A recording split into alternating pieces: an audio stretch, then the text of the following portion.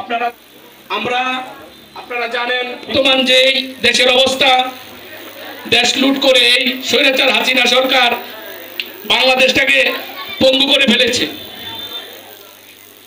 এই দেশটাকে আমাদের সবাইকে গড়তে হবে। আওয়ামী লীগ বিএনপি আমি বুঝি না, উপরের নির্দেশ সবাইকে ব্যবসার সুযোগ করে দিতে হবে। কেউ কারো সাথে যদি কোনো ঝগড়া ঝামেলা করে না, কেন করে না জানেন? তাদের পেট ভরা, অর্থের সমস্যা নাই। এই বিএনপি নামক শব্দটা কিন্তু ২৫০০ থাকতো না। নজরুল ইসলাম আজাদ আসার পর থেকে আমাদের খোঁজ খবর কিছু নিতে শুরু করছে। তবে যতগুলো আন্দোলন সংগ্রাম, যত প্রতিবাদ, যত কিছুই হয়েছে, জেল মামলা হুল যত কিছু আছে, জেল থেকে সারান থেকে শুরু করে এই নজরুল ইসলাম আজাদ কিন্তু আমাদেরকে ছাড়িয়ে আনতো এবং জেলের ভিতরে যত খরচ আছে নজরুল ইসলাম আজাদ দিত। আর যারা গরিব ধরা খাইছে, মানে সমস্যার কারণে সমস্যা জর্জরিত হইয়া জেলখানায় থাকতো, তাদেরকে কিন্তু তাদের বাড়িতে করে চাউল ডাল সবকিছু পাঠাই দিত। অতএব আমরা নজরুল ইসলাম আজাদের ঋণ কিন্তু বিএনপি ২৫০০ মাটিতে ঋণ শোধ করতে পারবে না। উনি কিন্তু এমপি মন্ত্রী কোনো একটা টাকা কামায় নাই। উনি নিঃস্বার্থভাবে এই বাংলার ২৫০০ মানুষের জন্য উপকার করার চেষ্টা করছে।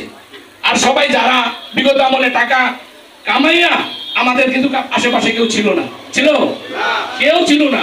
এই নজরুল ইসলাম আজাদ নিঃস্বার্থভাবে আমাদের জন্য কাজ করছে। উনি কখনোই এই পদ অথবা এমপি হইব এই ধরনের চিন্তা করে নাই। কিন্তু আমরা জনগণ বলতেছি যে আপনি এসেছে, উনি মাঠে নেই আজকা এই পর্যায়ে আমাদের ২৫০০কে এবং আমাদেরকে নিয়ে আসছে। আপনারা ওনার জন্য দোয়া করবেন, ওনার সুস্বাস্থ্য কামনা করেন।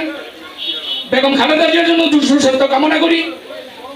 জনাব তারেক রহমান যেন ঠিক মতো সহিষ্ণুভাবে আসতে পারে সেই কামনা করি এবং আপনাদের সকলের সুস্বাস্থ্য কামনা করি আমি আমার বক্তব্য শেষ করছি। আসসালামু আলাইকুম। সম্মানিত হুজুর, আমাদের সবার সাথে নিয়ে তাদের জন্য দোয়া করবেন। আসসালামু আলাইকুম।